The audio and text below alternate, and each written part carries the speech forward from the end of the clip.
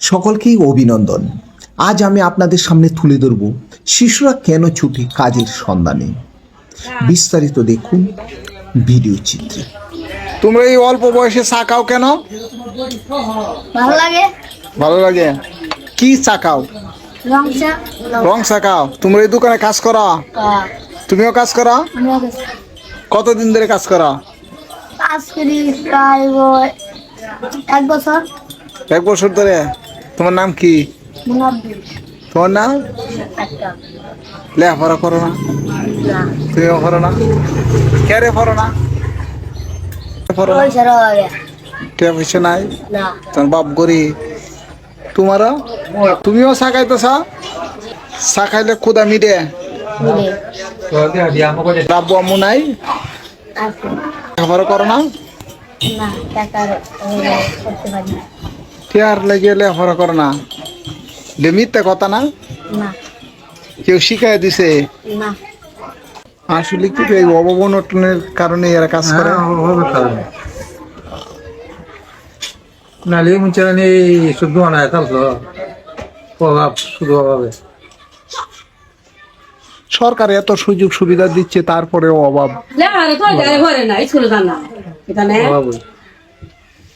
ছায়ের তলে থাকতে ভালো লাগে বাবু, ছায়ের তলে থাকতে ভালো লাগে। আমি বেদাবার ব্যবসা করি। এই বাচ্চাদেরকে চিনেন? এই যে ছোট ছোট বাচ্চাদের চিনি তো। এই বাচ্চারা কেন কাজ করে? বাচ্চাটার তো ব্যবসার মধ্যে বা দেখুন দোকান পাড়ে বসাই দিলে মিস্ত্রি হিসেবে প্রথম অবস্থায় গেলে ভালো একটা পজিশনে যেতে পারবো। আসলে তো মূলত আমাদের দেশের মধ্যে কাজকর্ম কিছুই নাই, কি করে খাইবো? আমরাও খুব অসহায় মানুষ, মানে সাধারণ একটা ব্যবসা করি।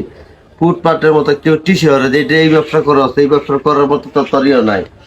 এখন এই ব্যবসাটা করাতে আমার কারো সাথে হাত পাতন লাগে না। জীবনে হোক আমি এই 7 জন সদস্য লইয়া খুব সুন্দর ভালো পাক শান্তিতে চালাই দিই। আপনি এই হকারি করেন, এই বাদাম বুট এগুলো বিক্রি করেন? জি জি জি। এগুলো বিক্রি করে আপনার সচ্ছলতা ফিরে এসেছে? জি। এখন আপনি স্বাবলম্বী নিজেকে মনে করেন? অবশ্যই অবশ্যই। আর এই যে ছোট বাচ্চা, আচ্ছা বাচ্চারা কেন এই চায়ের স্টলে থাকে বা অন্যান্য কাজ করে ফেলে এটা করে? শুধু অভাব অঘটনের কারণে হয়। ফ্যামিলিতে চাইলে একটা কিছু দিতে পারে না, সেই ক্ষেত্রে একটা দোকান আসলে বসলে একটা ফুট প্রবেশ করলে বা একজন একটা আদর্শের বিষয় চাইলে টাইলে 10 টাকা তুমি 5 কত টাকা পাও করে দিয়ে মাসা? দেয়। কত পাও? 2000। 2000 টাকা। আর তোমরা শিখতেছ? প্রিয় দর্শক, আপনারা শুনছেন, আসলে অনেকে আছে প্রয়োজনের তাগিদে কাজ বেছে নিতে হয়। এমনই একটি দৃশ্য একটি চায়ের স্টলে দেখালাম আপনাদেরকে। কারণ এই কোমলমতি ছোট ছোট শিশুরা বাধ্য হয়ে পরিস্থিতির শিকার হয়ে কাজ বেছে নিতে হয় অল্প বয়সে। কেউ বা লেখাপড়া অধ্যয়নরত থাকলেও ফাঁকে ফাঁকে হোটেলে কাজ করেন, চায়ের স্টলে কাজ করেন।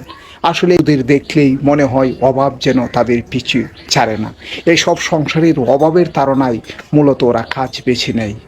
আসুন আমরা সকলেই সহযোগিতার হাত বাড়িয়ে দিই, এইসব শিশুদেরকে মানবিক দৃষ্টিতে তাকায়।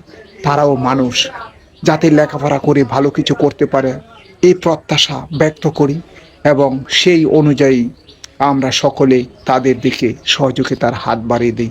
আসলে অসহায়রা কেউ কারো বোঝা নয়।